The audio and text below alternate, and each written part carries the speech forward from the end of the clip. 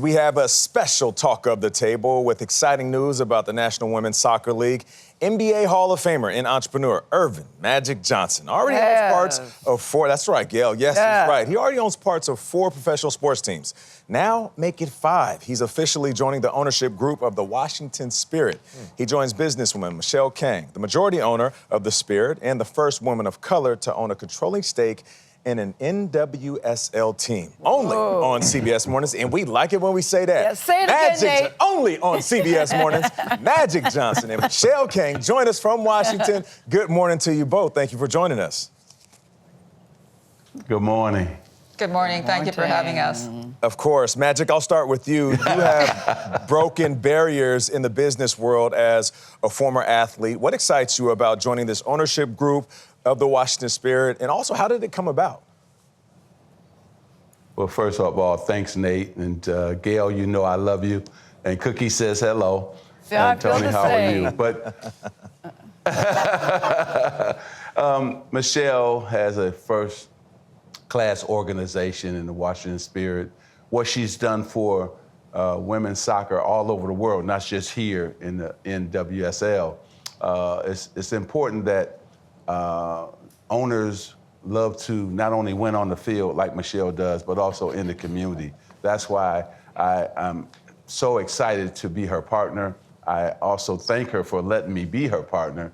But I think when you look at both of us, 2 minorities who tried to climb the ladder first in my sport is basketball and then transition to business, I want to be an example, Nate, just like you are, just like Gayle is, and so on, Tony, for others to follow, right? And so I want to make sure that this sport, women's soccer, can grow, and anything that I can do to help Michele and these incredible women not only win on the field, but win outside the field as well. Earvin, you are such a good example to so many for so many different things. But Michele, I want to get you in the conversation. What does his involvement mean to you and mean to this league? I mean, to say that we're all of us at the Spirit and women's football, women's soccer in the U.S., that we're incredibly honored to have Magic be part of this community is probably an understatement. I think his success, legendary success on the basketball court is something that everyone knows. But as you guys have been talking about, his involvement in mentoring young children and providing sort of the dreams and hopes to them is something just that no one can match. And we're just incredibly honored to have him as part of our community. But guys, how did it come about? Because Earvin, you already have 4 teams. You're thinking, you know, I need to do more. You have a lovely wife. You have children. You're very busy. Did you need to add something else on your plate? You needed to start in 5, Gayle. Yeah, you needed to start at 5. Yeah, is that what it is? Did you call her? Did she call you? What happened? Thanks a lot. Yes. Well, Michele and I met in Los Angeles, and we clicked. We took off. It was a great conversation.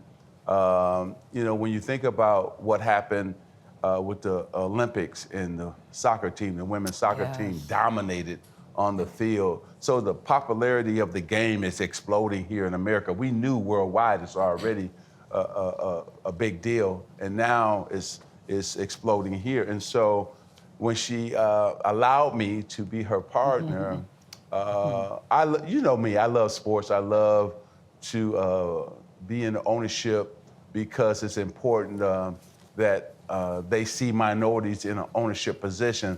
But the main thing, too, is I love helping the athletes transition from their sport to hopefully business or whatever they want to do after their time being an athlete. So Michele cares about the same thing. And so we're going to help these women not only on the field. We want to win championships. So I got 14 world championships. I need 15 now. And then we're going to help them also after their career is over as well. Well, Magic, you've done a lot of... we talked a lot about... Go ahead, Michele. Oh, go ahead, Michele. Yeah, so we talked a lot about actually, transformation.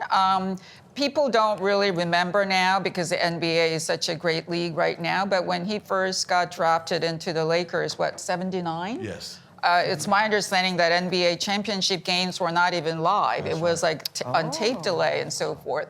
And so he shared with me about the transformation of the Lakers, how to turn a team into a winning team, shape fan experiences, and how to transform a sports franchise into a lasting dynasty, which are exactly what we need and what we're going through.